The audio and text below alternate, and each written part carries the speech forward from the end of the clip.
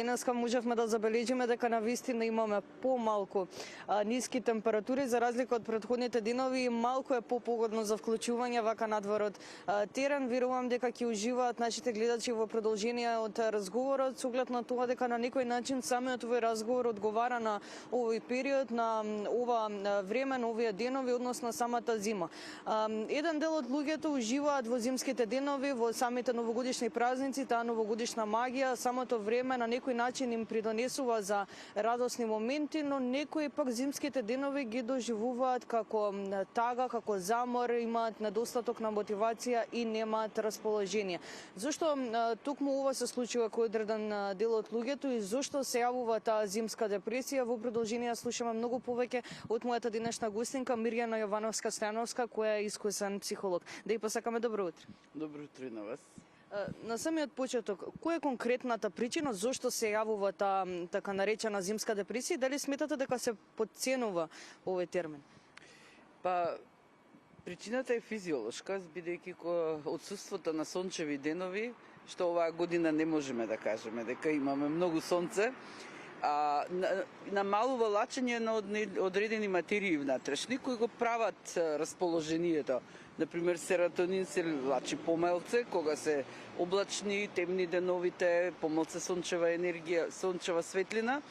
Тој е нешто што ни прави расположението да ни биде подобро, да се чувствуваме подобро во текот на денот, така да физиолошки е првата причина. Второто е заради темните и ладни денови, помалце се дружиме со другите луѓе, помалце излегуваме, помалце комуницираме и тоа може да прави да заседнеме, што викаме дома, да се осамиме, да не ги изрекаваме пријателите толку брзо и толку често.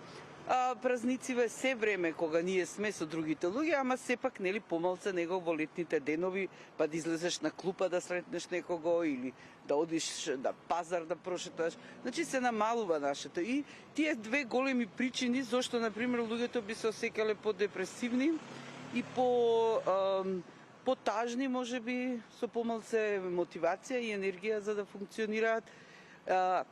Оправдано е, тоа дека навистина постои таа. Ама тоа депресија не е како клиничка слика, не е како диагноза, него некое намалено расположение, што не мора да значи, затоа што еден здрав организам би требало да знае да се справи со тоа. Ќе си најдеме елементи кои нас ќе не поддржуваат, за да можеме да се справиме со тоа намалено расположение. Значи нема голема разлика од терминот тага и зимска депресија? Не, тага е емоција. Тагата се јавува, би требало да се јави заради тоа што нешто тажно ни се случува во животот. Во моментот или ќе се сетиме на нешто тажно во животот што ни се случило, значи тагата е емоција.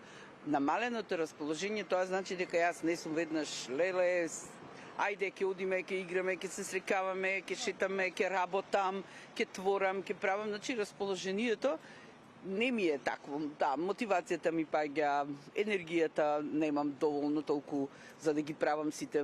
Кога е пролет, кога е лето, ние сите излегуваме, шетаме, имаме елан, имаме порив, некоја мотивација за да ги правиме работите што ги сакаме. Па дури и оние што не ги сакаме, имаме поише енергија да ги правиме. А додека ваквото време, кога е темно, кога е облачно, кога врнат дождови, кога светлината многу се намалува, тогаш ние така имаме помалце мотивација, само како што реков дека за здравите луѓе, млади, постари, мислам било кој да не е битна возраста, ама тие што се чувствуваат добро со себе си, можат да најдат механизми како да се справат со тоа.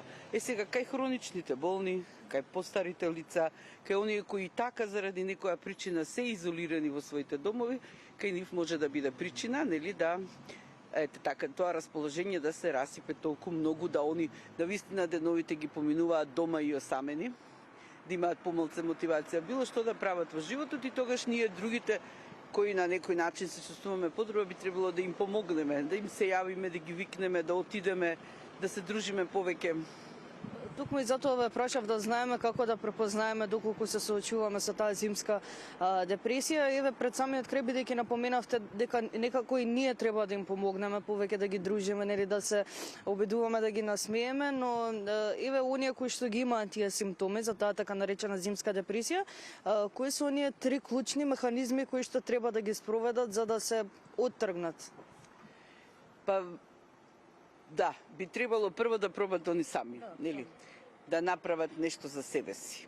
Нели, ако веќе се случува такво нешто, да чувствуваат дека им се намалило расположението и дека или дека секоја зима они се подложни на тоа, тогаш би требало прво да направат нешто во својот дом.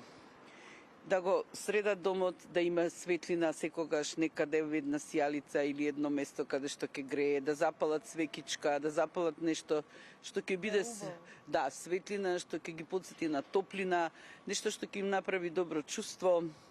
Да не заборават, нека си напишат на ливчиња да се јавам на тој пријател. Секој ден на 1-2 може да им се јавиш и да направиш муабет, да не бидеш досаден, па од понеделник пак одново ќе почнеш. Работи, нели, листа, што би сакал да направам. И да се потрудат колку е можно повеќе да ги завршат тие работи. Секојдневно да направат активност што е излегување од домот. Да отидат леп барем да купат или било што да направат, ама да излезат надвор од домот. Оти тоа е процес да излезеш од дома. Треба да се спремиш, да се облечеш, нели, соодветно на тоа како е надвор, па ќе погледнеш низ прозор, па ќе се вратиш, ќе се дотераш, ќе излезеш, значи да се не да излезат во тренирките во кои што седат дома и така, него да се облечат, да отидат, да се исчешла, да изгледаат добро, ќе направат со некого муабет попат. Ке се вратат дома, пак е процес, треба тоа да го соблечеш, да си го... Значи, 1 саат ќе отиде во некоја активност што не е пасивност и седење дома и гледање телевизија. Значи, супер е што имаме телевизија, супер што некогаш можеме да одгледаме и некој филм, можеме да гледаме концерти, сега на новите телевизори, YouTube има, значи, секакви можности, Netflix да гледаме, ама тоа е време кога би требало да си го дадеме за одмор. Ако цел ден останеме покрај телевизорот, тоа депресивно расположение може да ни се зголеми заради тоа што нема да бидеме цел ден во контакт со себе си, ќе бидеме со нешто таму содржина на програмата и кога тоа ќе го престанеме да го гледаме, нема да можеме да најдеме нешто во нас. Физички вежби, има една по интернет, ако се побара, има йога chairs, се вика, или chair йога, како би ќе ја кажеме, во која се вежби да седнеш на столица, мислам, овие се совети повеќе за возрастните, постарите лица, кои најголема опасност имаат дека ќе те патат од тоа расипано расположение, нели, падот на расположението. Ако се млади луѓе, исто можат, нели, да бидат подложни на тоа, да малце повеќе им се спие, па треба да израчунаат дали нив, нели, младите се и безсмртни, никогаш не помислуваат дека еден ден животот ќе заврши, така да деновите не им се толку драгоцени како кај овие постарите, ама сепак животот е убав, разновиден, весел може да биде, значи можеме да си го дадеме тоа. Тој сам по себе нема да биде убав ако ние не го направиме да биде убав, нема да биде весел денот ако ние не го направиме денот. Така да малце ако дадеме желба да го направиме. Тоа е сега, тука е депресијата, што таа ни ја намалува желбата да си го направиме денот. Да, ама затоа можеме да се сеќаваме на некој пријател што е доста добро расположен, секогаш спремен на разговор, или, еве, како што реков, да планираме одредени активности, што ќе не направат да ја зголемиме енергијата што ја вложуваме во текот на денот. И да не размислуваме на тоа. Ви благодарам многу за одвоеното време, навистина ми беше драго што имавме можност да направиме еден ваков мотивацијски разговор, верувам. Да, благодарам и на вас. Благодарам уште еднаш.